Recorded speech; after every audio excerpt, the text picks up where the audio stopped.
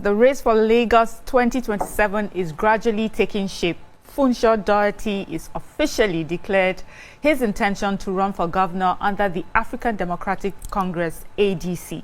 This comes after his resignation from the PDP, that's People's Democratic Party, following internal disputes and divisions within the party. He says his decision is driven by a belief in the people of Lagos and a commitment to their welfare and prosperity. This morning, we will be speaking to him on his vision for Lagos, the decision to switch parties, and what he hopes to do differently as the 2027 race approaches. We'll now welcome him to the program. Good morning, sir. Good morning. Thank you for joining us. Hey, thank you for having me. All right. We would like for our viewers to join the conversation on 090-241-63440 and tweet to us at TVC Connect using the hashtag YourViewTVC. You're welcome again, sir. Thank you. ADC. So, sir, we first heard you were in ADC, you moved to PDP, and then ADC. How do you think voters should look at this? Is it political convenience or is this based on principles? So there are a couple of things.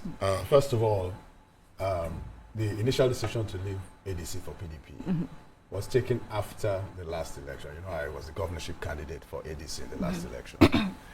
And what many of our supporters told us was that our candidacy was very strong. They thought I was a strong candidate, maybe the strongest in the field, but that the party platform was weak. And they didn't think that that was a party that could deliver victory. So after the election, we took that on board and we made the decision to transition to PDP with the idea that that's a national platform and we would build out on that platform. Okay. Of course, subsequent is when we had all these conflicts within PDP. Some would tell me it's internal conflicts, but I can tell you that they are both internally and externally motivated. Okay. And ultimately, we fought that battle to the end, and the court judgment essentially ended that process, handing the party essentially to a group that had declared support for the incumbent party. So that makes that platform, to me, not a valid platform to run. And so that drove the decision back to ADC. And ADC, in addition to that, is the belief that given where we are as a democracy, the opposition needs to rally together. Because without that bulk of the opposition coming together, it will be almost impossible to be a valid alternative to the ruling party. And so this idea that we are now gathering around the ADC is part of that dynamic. And ultimately, the idea is that the people should have a choice. When 2027 comes around, we're not saying you must vote ADC. Right? We would like you to vote ADC. And we'll tell you why you should vote ADC. But if you decide to vote APC and APC wins, we'll congratulate you. Okay. If the people decide to vote ADC and we win, APC should congratulate us. But most importantly, the people should have a choice. Okay. But ADC nationally, I don't know what the local situation is like, so I would like you to enlighten us. But nationally, ADC is not free of any problem. So I'm wondering why the option of, I would prefer the SDP. I think it's more put together as a party option. But why, what if ADC presents a problem in the future? What would you do since you had to leave the PDP for the ADC? Well, you see, there's almost no significant party that you will see today, especially in opposition, where you will not find controversy and issues. Almost all of them have, court cases and so on and so forth. And many of these, I can tell you, as an insider within political parties, many of them are sponsored or supported by forces outside the party. It's part of what we're talking about, the challenge to multi-party democracy. When you have that, you then ask yourself, what is the best strategy to adopt? And really, when you boil it down to the essence, and you've gone through the battle as some of us have, you will find that it's best for the opposition to stick together and make that decision collectively. And if we decide to move to another platform, we will make that decision collectively. But the most important thing is that we must have a united front. We must put together our own, what we're offering the people, and then give them a choice. And by the way, remember that in most multi-party democracies that operate the kind of system that we do, which is what they call a first-past-the-post system. Even though you have multiple parties, they tend to be two large parties. It's this way the system normally will gravitate, right? So, it's perhaps not surprising that this is the way we are going. Okay, that's amazing. So in 2023, we know that you came in fourth. Yes. So between 2023 and now for this next election, what has changed in terms of maybe your political strength, your structure, your reach that makes you feel that and confident that, this time around you can win Lagos? Well, our coming forth was reflected what people thought was the strength of our candidacy. We didn't really have a platform that people got behind. And remember that the race in 2023 became a very polarized race, right? Where it's either you are here or you are here. Do you see what I mean? So for those of us who were not on one of those two platforms, it became an issue. So it really wasn't so much, that was what created the dynamics of 2023. 2027 is going to be different, right? Like I told you, most people thought we had the strongest candidacy. But even those that thought we had a strong candidacy and wanted to support us felt perhaps that, if they went with us on the platform as it was then, it might be a waste of a vote. Do you see what I mean? Yeah. And of course, the ADC then is not the ADC of today. It was long before all of what we are seeing in terms of the movement and all of that. So the truth of the matter is that by the time the election rolls around, you're going to have some group of people who will support the ruling party. You're going to have another group of people who will be opposed to the ruling party, right? True. Where we are going is to ensure that those who are opposed to the ruling party have a common place to go. Do you see what I mean? Totally. And if once you do that, then there's an open contest and people can choose. Okay. So we know that Lagos politics is heavily dominated by established structures, right? I would like to know what machinery you have that you think you'll be able to use to defeat the system beyond just social media visibility. What sort of groundwork have you put in? There's a lot of groundwork that's gone on. I have never been away from this race. The past 3 years, you can basically look at where I am now as year 5 in a 6-year journey. Do you see what I mean? So that work has been continuous. And even while I was in the PDP, that work was continuous. And to tell you the truth, if it had not been for the fact that the PDP was systematically undermined, right? That would have been a very viable platform to use because remember that there's an existing structure. That's a party that's been in power. And there's no ward in Lagos you would go to of the 245 wards in Lagos where you don't have an existing structure. And bear in mind that that structure exists and, by the way, is not a structure that is necessarily loyal to the group that is now controlling the party, which is the APC-inspired group. Do you see what I mean? So that structure remains part of the structure that is part of a wider coalition of opposition. Okay. Do you see what I mean? So when you think about the opposition coalition, it's actually very broad-based. ADC today, right, probably has about 3 or 4, at least 4, I would say, progenitor organizations or progenitor groups. There's the existing ADC that existed before. There's the Labour group. There's the PDP group, right?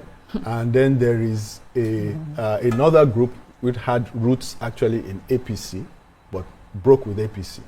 So when you think about it, it's actually a broad-based coalition that comes with the structure of those progenitor organizations. And so very formidable today, actually, in Lagos. Okay, so you're known to speak about people-centered governance. Yeah. That's something that you talk about quite a bit. Could you give us one clear policy, something that's practical and tangible, that you believe would reduce the cost of living for Lagosians in your first 12 months if you were to get elected? I can think of many. So one easy one is that I think that transportation should be free for all children going to school. Okay. Right? So for transportation to and from school, for school children. Public schools or Excuse me? private? All Public schools only or in Lagos? private? Actually, it should be all schools. Okay. All children in school uniform who need to use public transport should be able to get on public transport for free to get to school and back. I believe that healthcare for children and mothers, maternal and child health, so mother childbearing, children of childbearing and mothers of childbearing age, should be free, including drugs. And this is the part that is, an innovation or that does not exist. And you ask me why. Yes. And how? And how? Well, the how of it, we can get into it. But the why is that when you think about children, right, part of the reason why we have a high under 5 mortality rate is because when children are ill, you will find that the cost of going to a hospital, accessing care, and in particular buying drugs, is something that keeps mothers of little children to delay taking those children to the hospitals. Okay. And one day in the life of a 1-year-old who was running a fever, can be critical. And we see that a lot. I personally know of 2 or 3 people who work around me who have lost a child for this very reason, right? So I think that this is something that is doable. When you think about and you ask me how, if you go and look at the healthcare budget of Lagos State, the total budget for healthcare is about 4 or 5%. Far less than what it ought to be. You see what I mean? And again, if you go and break down that 4 or 5%, what will you find there? Some of it is capital expenditure, some of it is, so the real consumables that people need to access healthcare when they come into a facility, there's no funding for. That is why somebody will come in, they may see the child after a long wait, but they then give them a list of things that they now have to go and buy in the pharmacy, which they may or may not have the resources to buy. And that's why many people would opt to go for traditional, caregivers. Yeah. Right? So that is another, I can go on and on if you want. You said one, I'm giving you 2. If you want me to give you 3 or 4, I can do that. That's okay. Okay, so Go ahead. okay, your campaign focuses on reforms, fairness, and I would like to know what specific sacrifices you're willing to make, considering that upon election everybody's trying to compensate their supporters. You appoint along party lines. What if you were to pick, what sacrifices would you make if your party, for instance, required to send you a list? Would you be willing to to sacrifice that for the competence that we need? So for me, I think that forming a government requires a lot of input anywhere in the world, right? So a lot of people have to come in to form a government. The problem is not bringing people into government, but that process, you can do it whilst keeping an eye on merit. Do you see what I mean? So and by the way, there's nowhere in the world where a party will come into power and will not bring in people of it. It happens in America. The Republicans come in, you will see the Republicans. That's the way it works. And by the way, that's how it should be, because that's what people voted for, right? So what you now have to ensure is that it is the best hands within the ADC or allied with the ADC or elsewhere, right? Okay. That comes in. But if you look to your party members, there's nothing wrong with that, as long as you meet the quality standards, right? And so I don't think that it's not really, that's not a sacrifice. That is the way governance should work, right? The problem we have is not the people that we bring in to serve a government or even the civil service. In fact, I would argue that those guys are underpaid. Of course. Feel that way. So what you should be doing actually is paying those guys more, but checking their ability to take away from the system illegally. You see what I mean? Because that's where the bulk of the money leaves the system, Yeah.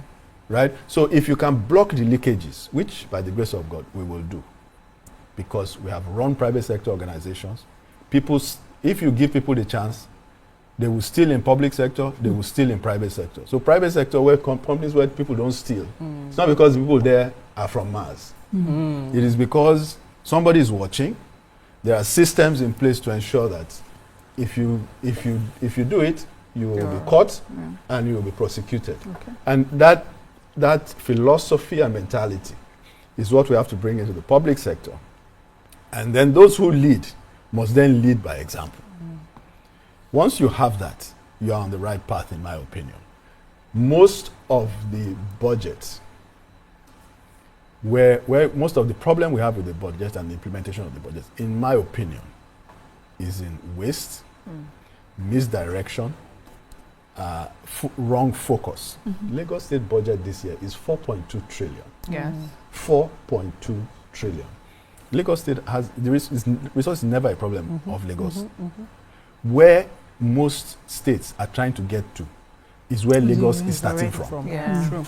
Right? So you can put 10 states together, they may not have the resources of Lagos State.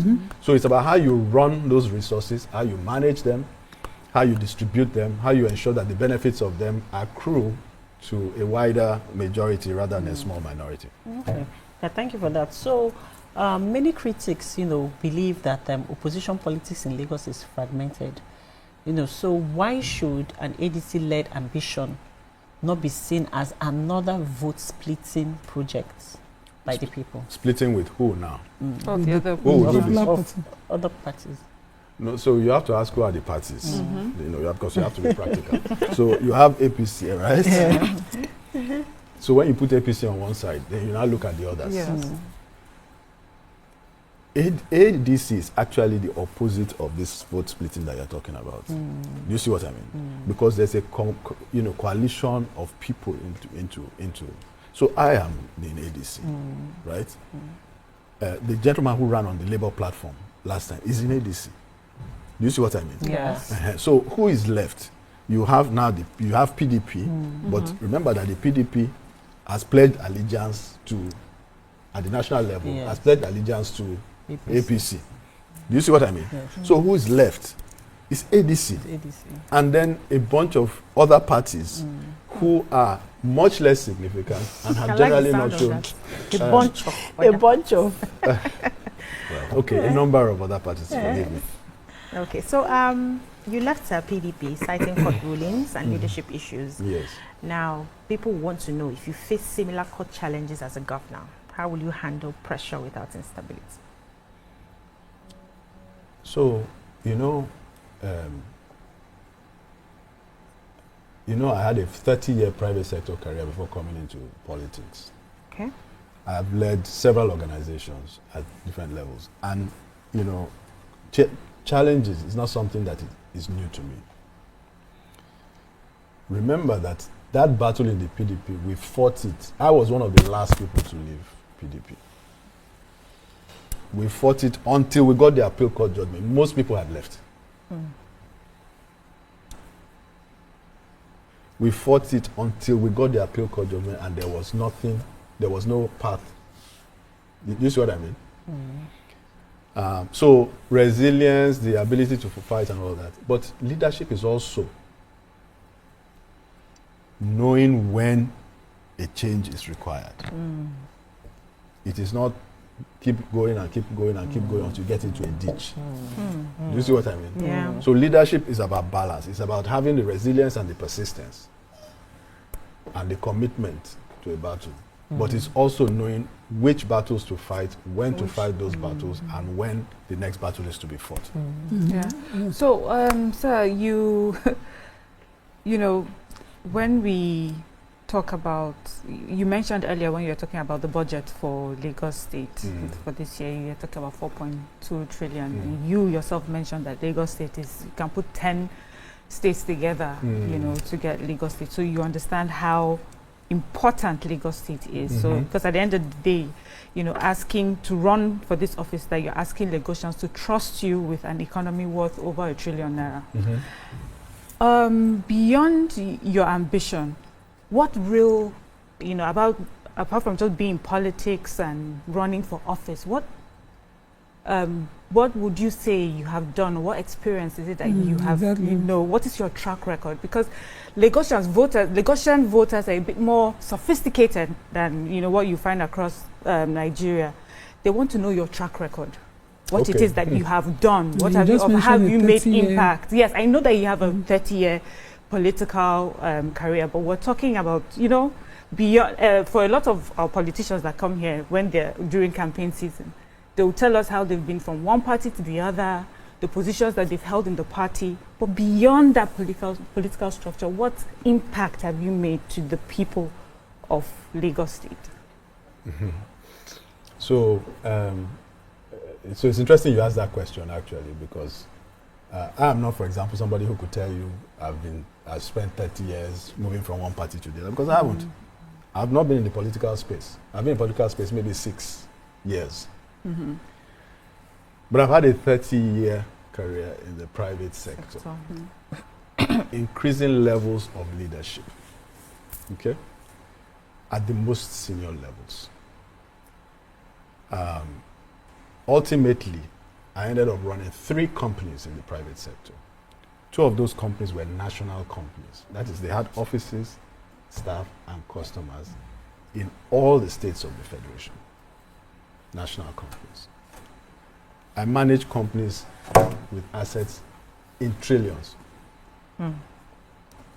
Right? I've been entrusted as a fiduciary. There's the work I did in the private sector was a role of it was in the role of a fiduciary. That is, a fiduciary is somebody who you entrust with resources and assets to manage on behalf of others. Most of my career I spent as a fiduciary, right? And the track record is there. You understand? There's a popular position that says go and verify, right? That is particularly true in my case. So people can Google me. Just Google me, and you'll see a lot of these things that you are talking about. So I'm not somebody that is coming and all I've been doing is politicking, no. And I'm not somebody that has not had control over hundreds of billions of naira. So it's not something I'll be seeing for the first time. You understand? If it is something that I wanted to use assets entrusted to me to enrich myself, I've had decades of opportunity to do that. So the choice I made to come into the public sector was a conscious choice, because I realized that where impact and change can be made in the life of the average citizen is in the public sector, not in the private sector. You can make some impact in the private sector, but most of the things that touch the lives of people, the common man, education, healthcare, transportation, water, power, all those things that affect their lives, most of it is determined by the actions of people who are in the public sector. And that's, for me, is the driving force. And I would conclude this by saying that if you go and look at all the people who ran for governor in the last election, and I would argue all the people who will run for governor in this election, you will hardly find somebody who is more qualified than me. If you lose again in 2027, will you remain in Lagos politics, or is this your final shot at gubernatorial elections? That's not a question I can sit down here and answer. And by the way, I'm not envisaging a situation where I don't win. So I think that may be a rhetorical question. Okay. Just because you just told us about the impact that you've made in Lagos State, and sometimes with the way politics works, you see and you said, you're not just someone who hasn't given your experience and the impact, and yet there's a way politics works. There's a young man, you mentioned him earlier, Gbadebo Rose-Viver. He's quite popular in your party. Yes, and sometimes with politics, it's about popularity. And what happens if he clinches the primaries, the tickets at the primaries, because he is quite well known, and it just seems that, and he seems to have quite a following, youthful following. In what ways would you think you match his popularity or followership? The first thing to say is that we're in the same party. You understand? So at the end of the day, a candidate will emerge, and that will be ADC's candidate for the election, right? And you're So fine with let's let's keep an eye on the larger picture, right? So having said that, should he choose to run within the party, I have clearly made my intention to run within the party. A choice will be made through the primary process of the party, right? What I can tell you is that all those things that you mentioned, I would say there's none of those things on which I would consider our standing to be inferior. We have our own following. We have people who are so strongly believe in what we're doing and have followed what we have done. And by the way, I would probably argue that I've been one of the most consistent politicians in terms of continued involvement in the governance of this. I will tell you, for example, that I have been part of the governance of Lagos in the last 3 or 4 years. If you don't believe me, yes, administration. If you don't believe me, go and look again, Google me. A lot of the things that we have done have kept this government on the straight and narrow. There are things that we have done. When we do them, you see it reflected in the actions that they take. Is it from criticizing the government? Constructive criticism. Every year we take the budget. We X-ray. We give our own view on it. We talk about last year's budget. We talk about where the issues are, right? We've done work on the public procurement. Okay. Which, by the way, the government had to come out and, sort of address many of the concerns that we spoke about, and it's reflected in their behavior going forward. So I use that to say that politics is not only about politicking, it's also about governance. Okay. And people understand, and I go, look, there's hardly anywhere I go, people come up to me and they say, Sorry to interrupt you, because we have such a short time. Yeah. I would like for you, if you have, in a few words, what you would like the voters to know about you, or a message to them as 2027 approaches. So, look, what I would say to the voter in Lagos is that Lagos has the potential to do so much more for its people. Whilst we may look at Lagos and say there may be 1 or 2 things that we can point to, the central things that affect people's lives, the quality of their healthcare, the quality of their health, education, transportation, water, power, housing, all of these things, Lagos is underperforming significantly. Okay. And a vote for me is a vote for a Lagos that is people-centered, that focuses on the human development indicators, that invests in the people, and that will use the resources of the state judiciously for the benefit of the people of the state, and the people will see it in a transformative effect on their lives. And if given the chance, 4 years in the first instance, re-elect me for the next 4 years, they won't regret it. Thank you so much for joining us, Mr. Doherty, and for engaging openly with us. These conversations are not always easy, but they are necessary. And our viewers, thank you for joining us. We'll see you tomorrow for another interesting show. Bye for now.